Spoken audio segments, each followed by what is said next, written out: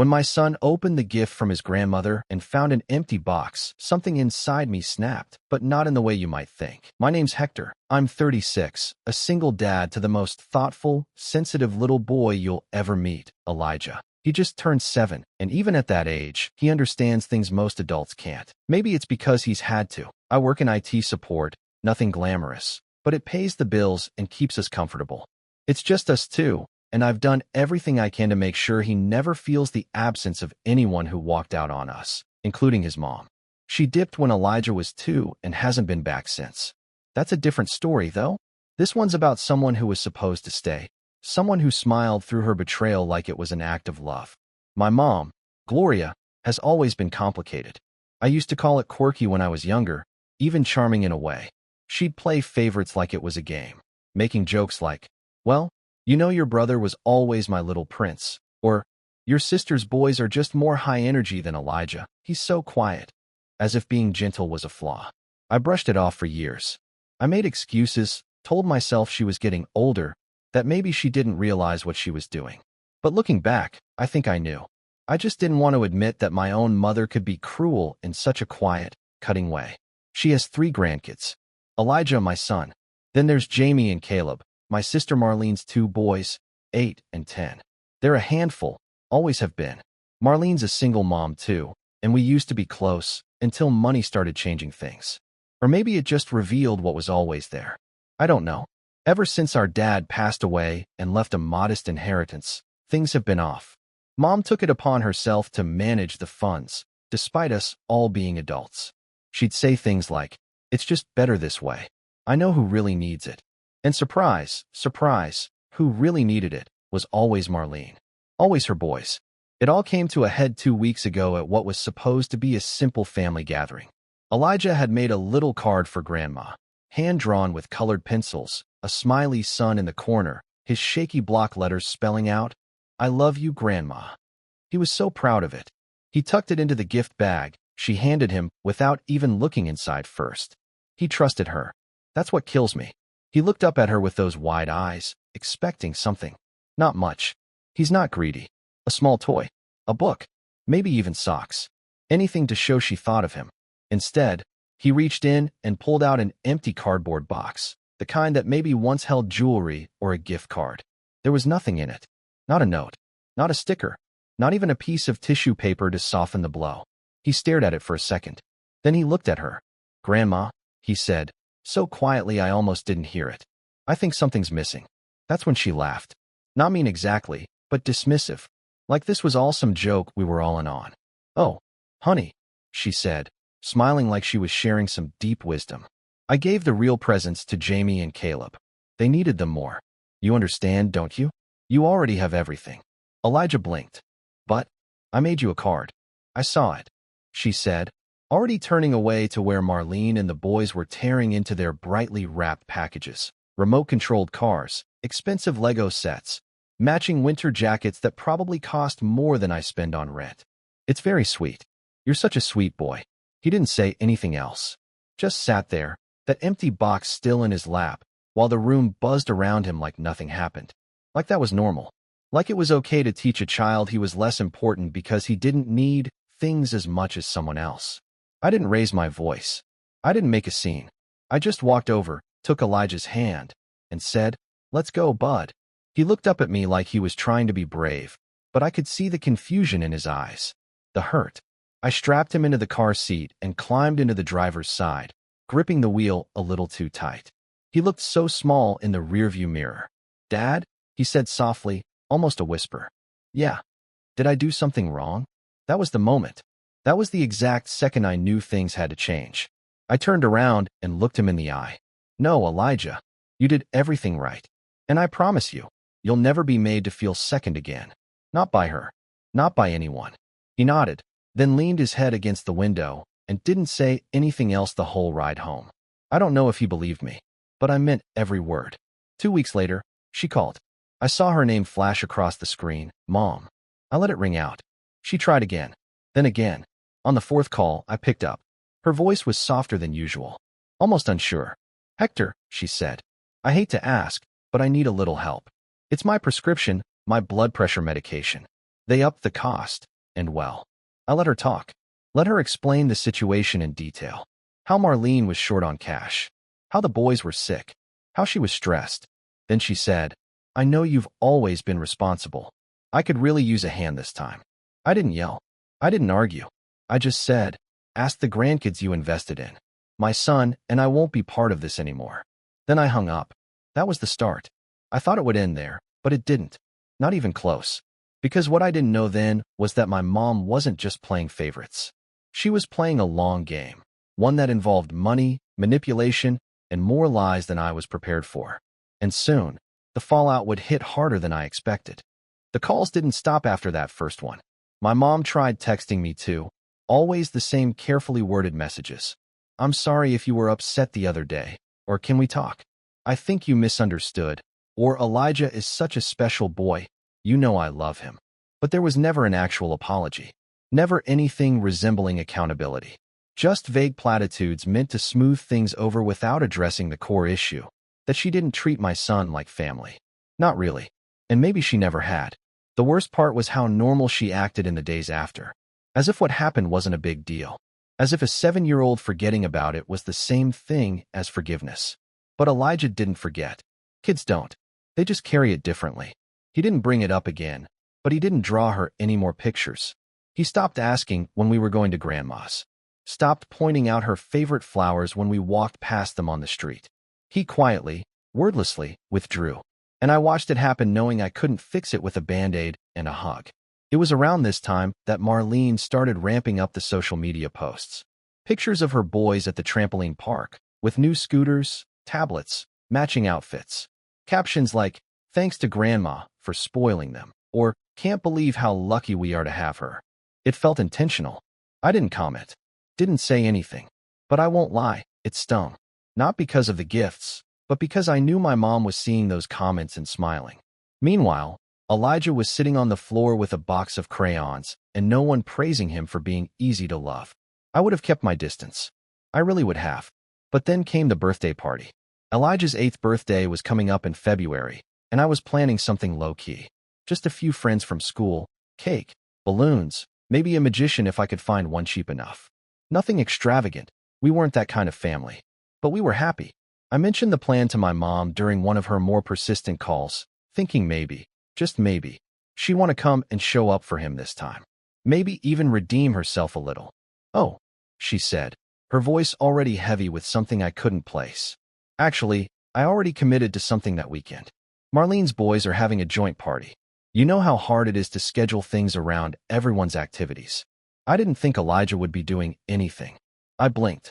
You didn't think I'd throw a party for my son? Well, you're always so practical, Hector. You don't make a fuss about birthdays. Not like Marlene. She puts so much effort in, and the boys really look forward to it.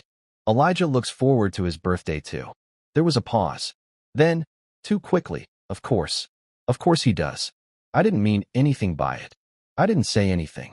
I just let the silence hang there until she finally said, maybe I can swing by after? Drop off a little something. Don't bother, I said, and hung up. She didn't come. The day of Elijah's birthday, he had his friends over. We decorated the apartment with streamers and little blue and yellow paper fans. I made a cake from scratch, chocolate with whipped cream frosting, just how he liked it. He got a few presents, nothing over the top, but thoughtful. A puzzle from his teacher, a space book from one of the moms, and a soft blue hoodie from me, with a little spaceship patch sewn near the zipper. He smiled the whole time, but I saw the way he glanced toward the door every so often. Waiting. She never came. No call. No card. Not even a text. That night, after everyone left and I was cleaning up the frosting smeared on the table, Elijah sat at the kitchen counter swinging his legs. Do you think Grandma forgot? He asked. No, I said gently. I think she just made a choice. He didn't reply, but I could see his lips pressed together and his eyes flicked down to the floor. And I knew. Right then, I had reached my breaking point. There was no coming back from this. The empty gift had been a warning shot. The birthday was the kill shot. She didn't forget. She prioritized. She always did. But it still wasn't over. 2 weeks later, I got a call from my sister. I almost didn't answer, but curiosity got the better of me. Hey, she said, a little breathless. Just a heads up, Mom's in a bit of a bind. She might reach out again. What kind of bind? She had this thing with the pharmacy. Some insurance mix-up or whatever. She's short, like $600 for her meds. Didn't she say the boys were sick? I asked. Yeah, Caleb had strep last week. Why? Because she said the same thing when she asked me for money. Marlene laughed awkwardly. Well, I guess we all stretch the truth sometimes. Is that what we're calling it now? Silence. Then she said, Look, I know things got weird at Christmas, but Mom's just trying her best, okay? You're being a little dramatic. And that was the moment I realized something crucial. It wasn't just my mom. Marlene had been part of it all along. Maybe not actively, but she benefited from the favoritism. She accepted the gifts, the praise, the blind loyalty, and she never once asked why Elijah got left behind. She didn't question it because it worked in her favor. You know what, Marlene? I said, trying hard to keep my voice calm. I don't want to be part of this anymore. You and Mom can keep your little circle. I'm out. Don't be ridiculous, she scoffed. She's your mother. No, she's Elijah's grandmother. And she's failing at that job. I hung up. And then came the betrayal that made everything before it feel like child's play. I got a letter in the mail. Not an email. A letter, official looking, with my mom's handwriting scribbled on the back in cursive. At first, I thought it was something about her prescriptions. Maybe a bill she was trying to forward to guilt me into paying. But when I opened it, I froze. It was a copy of a legal document. Something called a revocable transfer on death deed. Apparently, sometime in the past year, my mother had added Marlene's name to the deed of her house.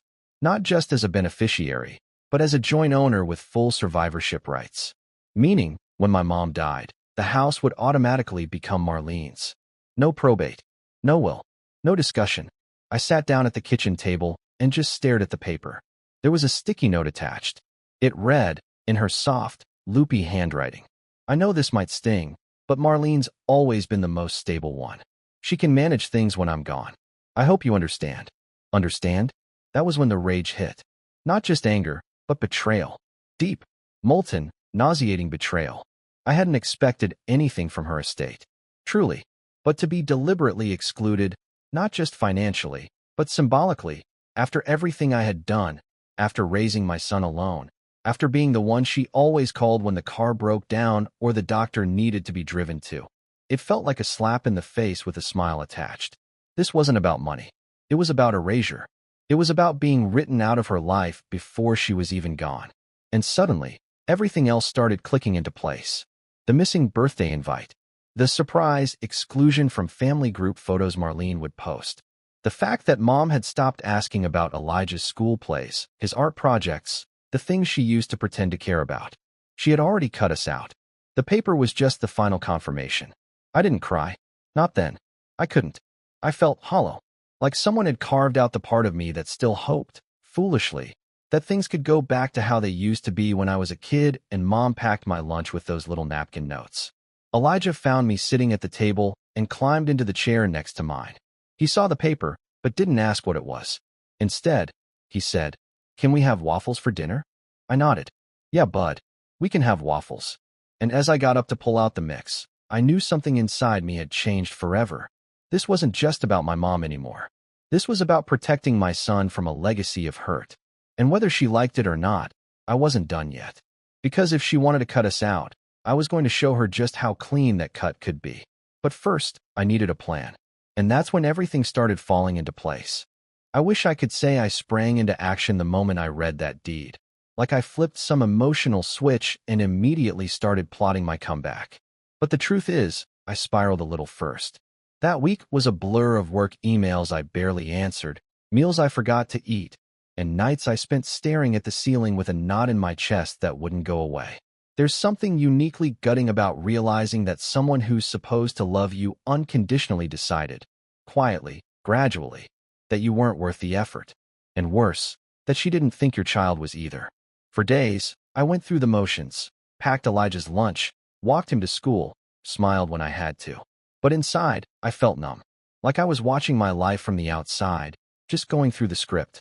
Every time I looked at Elijah, I felt this pang of guilt. He didn't deserve any of this. He was just a kid. A good one. And I'd let people make him feel invisible. One night, a few days after the letter arrived, I caught him trying to tape his birthday card back together. The one he'd made for Grandma. It had been tossed on the side table since the party, a crease down the middle where it had been folded and unfolded too many times.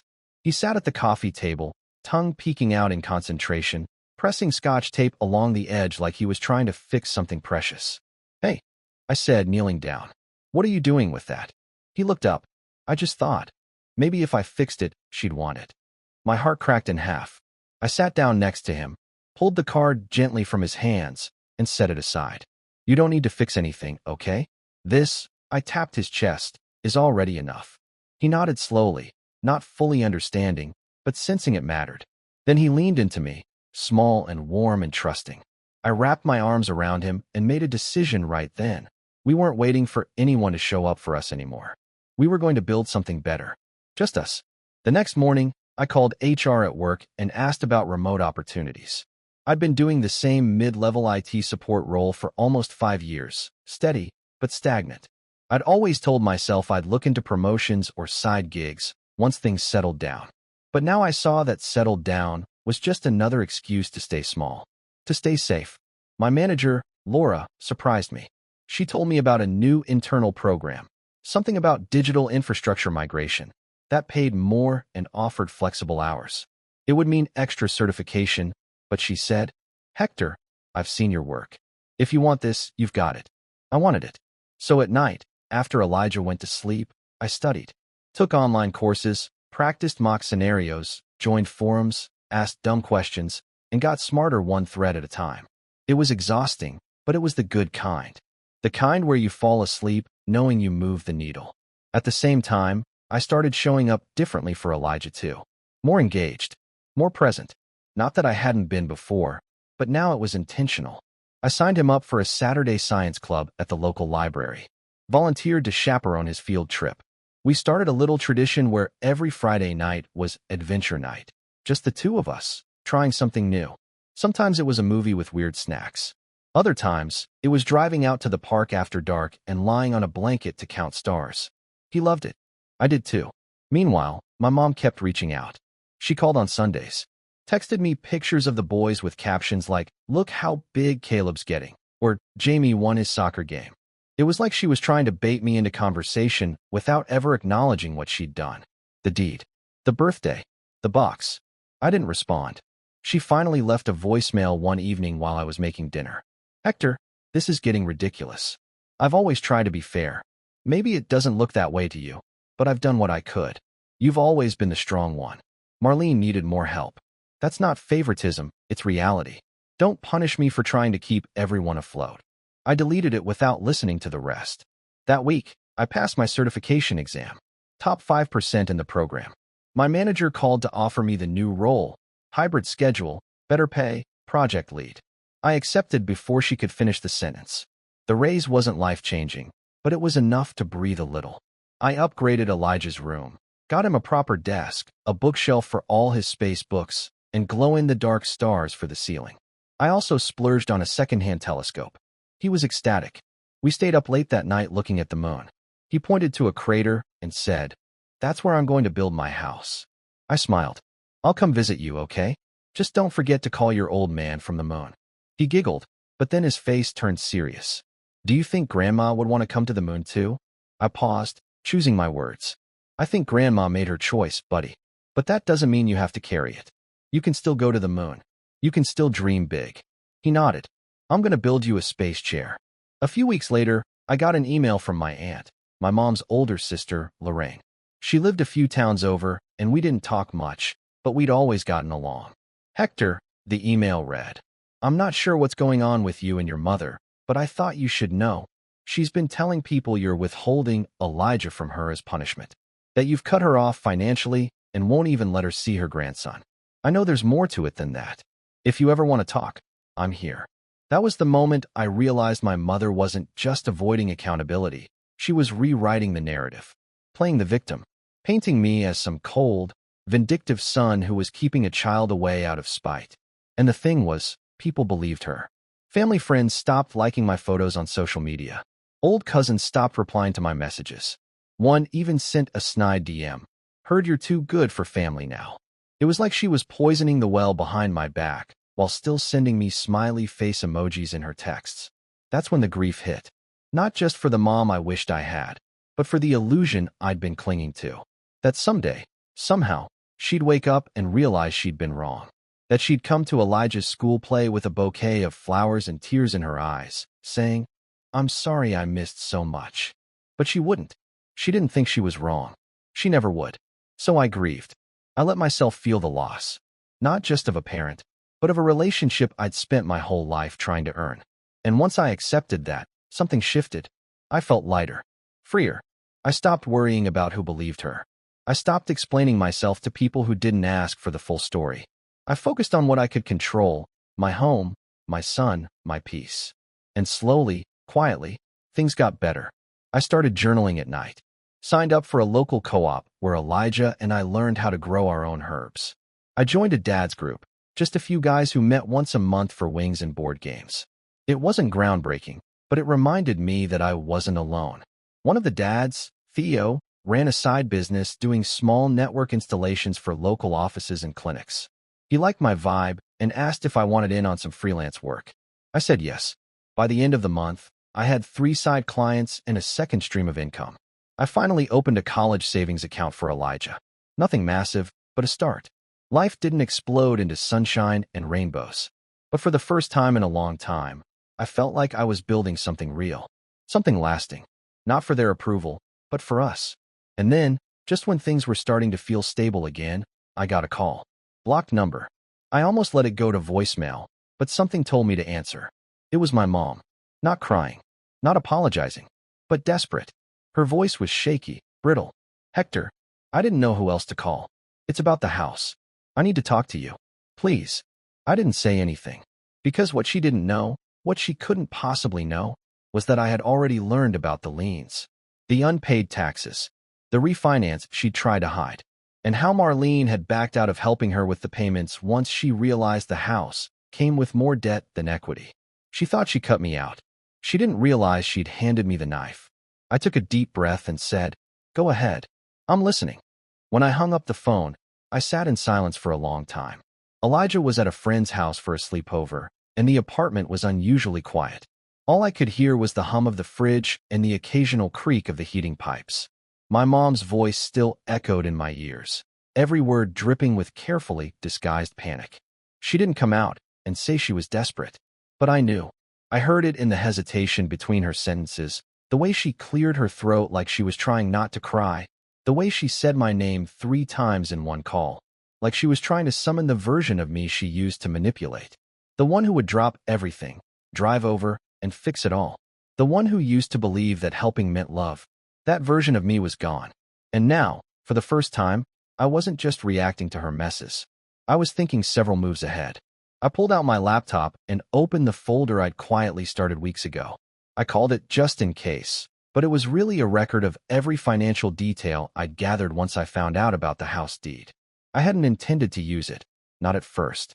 I just didn't want to be blindsided again. But now it felt like something more. Like a chessboard she didn't even know she was standing on. I'd already done the legwork.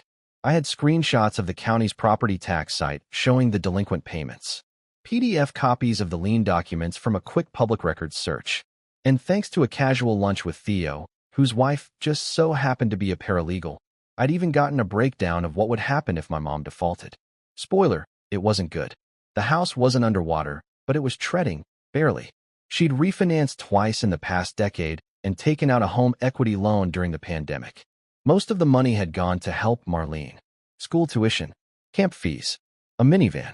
Meanwhile, the property taxes had quietly piled up like unpaid IOUs. She owed nearly $18,000. Another missed payment, and the county could initiate foreclosure proceedings. And now she was calling me. I leaned back in my chair and let that sink in. She'd cut me out of her life, out of her will, out of the stories she told other people. But when the walls started closing in, who did she call? The son she didn't invest in. The grandson she gave an empty box. I stared at the ceiling for a long time, thinking, if I helped her, bailed her out, like I'd done in small ways for years, what would change? Nothing. She'd recover, twist the story, and we'd be right back where we started. But if I let the cracks spread a little longer, there might be a way to do more than just walk away. I could take control of the narrative. I could take control of the house, and I knew exactly how to do it. The next morning, I made a few calls. Not to my mom, not to Marlene, but to people who actually mattered. First, I called Theo and asked if we could grab coffee, just the two of us. We met at this quiet little place near his office, all reclaimed wood and Edison bulbs.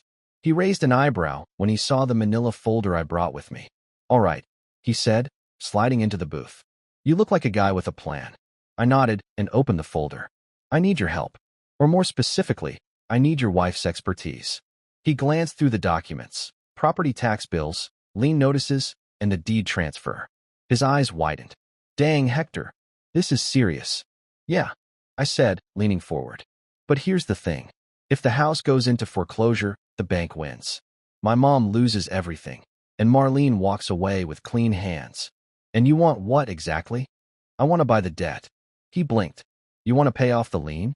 "No. I want to negotiate with the lien holder, buy the debt outright, and secure a private agreement that gives me first right of refusal if the house is sold. Basically, I want control of the asset, without making it look like revenge." Theo let out a low whistle. "That's cold." "No," I said, meeting his eyes. "It's clean." He nodded slowly.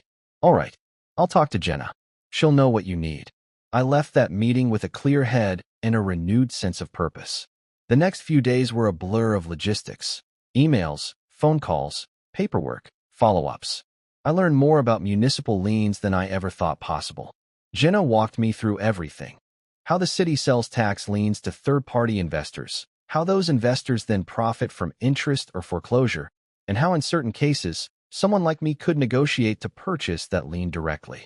The numbers weren't small. I'd need about $22,000 to cover the total owed, including penalties. It wasn't money I had lying around, but I had credit. I had savings. I had freelance income. I even had the option of liquidating a few stocks from the old investment account my dad started for me before he passed. I'd been saving that for Elijah's future. But now I realized this was for Elijah's future too. Still, I hesitated. Not because I wasn't ready to do it, but because I needed one more piece to fall into place before I could move forward. So I called my aunt. Lorraine answered on the second ring. "Hector." "Hey," I said, keeping my voice even. "You said you wanted the truth. Do you have 20 minutes? She did, and I gave it to her. All of it. The empty gift, the birthday, the deed, the debt, the phone call, everything my mother had done, not just to me, but to Elijah, and to her own future.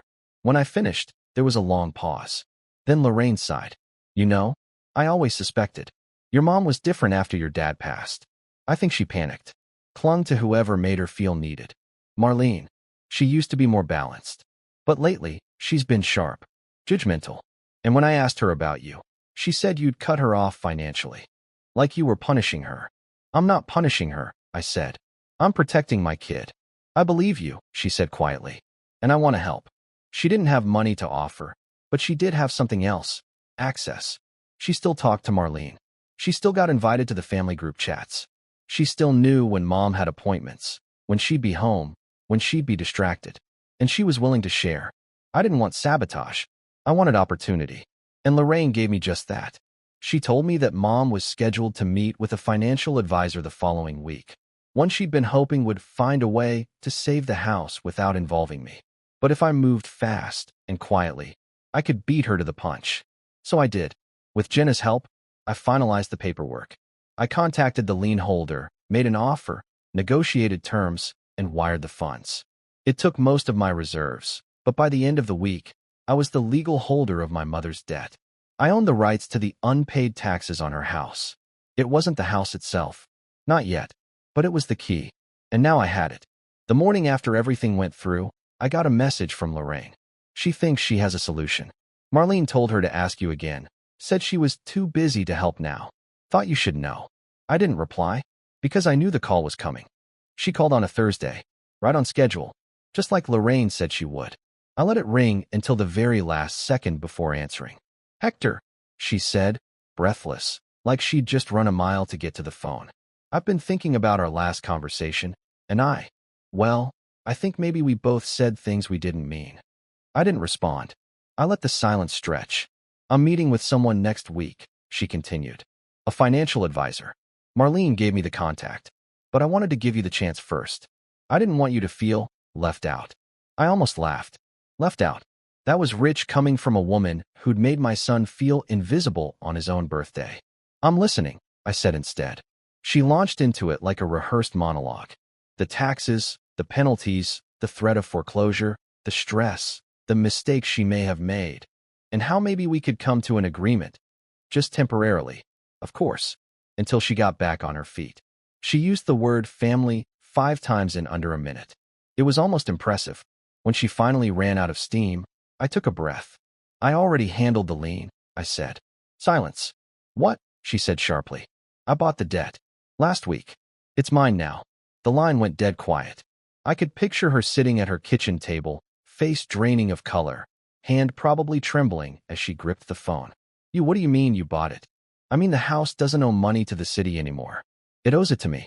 I own the tax lien, which means if it's not paid back, I can initiate foreclosure proceedings. Her voice hardened. You wouldn't do that. I didn't say anything. You wouldn't do that to your own mother, she repeated, louder this time, like volume would change the truth. I leaned back in my chair, calm as I'd ever been. You already did worse to your own grandson. She was stunned. I heard her inhale sharply, but she didn't have a comeback. Here's what's going to happen, I continued. You're going to sign the house over to me. I'll take over the mortgage and taxes. You can stay in it, rent-free, for 1 year. After that, we'll evaluate. But legally, the property will be mine. You can't be serious. I am. And if you don't agree, I'll move forward with foreclosure. It'll go public. There'll be notices on the door. Your neighbors will talk. And Marlene? She's already out. She's not coming to save you. She used you up, and now she's done. She's my daughter. And I'm your son. I snapped, finally letting a bit of the heat show. But that never seemed to matter much, did it? The silence on the other end of the line was deafening. I'll give you a few days to think about it, I said, my voice returning to calm. You'll get the paperwork by the end of the week. And then I hung up. The fallout came fast. 3 days later, I got a text from Marlene. All caps. What did you do to MOM? I didn't respond. She called next. Left a voicemail accusing me of being a backstabbing snake and stealing our family home. She said I was manipulating Mom in her vulnerable state, that I was traumatizing everyone, that she'd call the police, a lawyer, the Pope, probably. Then came the email from my mom. It was different. Not angry, not defensive, just 5 words. I signed the transfer papers. That afternoon, Lorraine confirmed it. Mom had gone to the notary with the documents. Everything was in motion. The deed would be mine within the week. I didn't feel triumphant. Not exactly. I felt clean, like I'd finally taken back something that had been quietly stolen from me years ago. And from Elijah. A month passed. We didn't visit her. I didn't call. I had the locks changed and gave her new keys. I set the terms clearly in writing. 1 year rent-free, utilities covered, with quarterly reviews.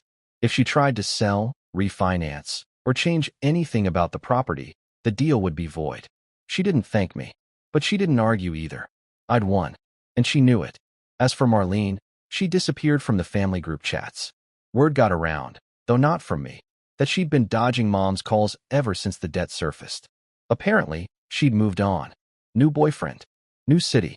No time for the woman she once swore she'd always take care of. Typical.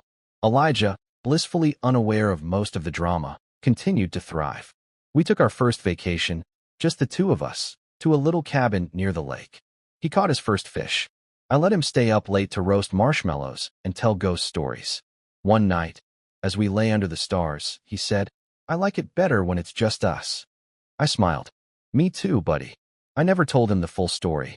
Maybe one day I will, when he's older, when he's ready. But for now, it's enough that he feels safe. Chosen. Loved. A few weeks later, I got a letter in the mail. Handwritten. From my mom. It was short.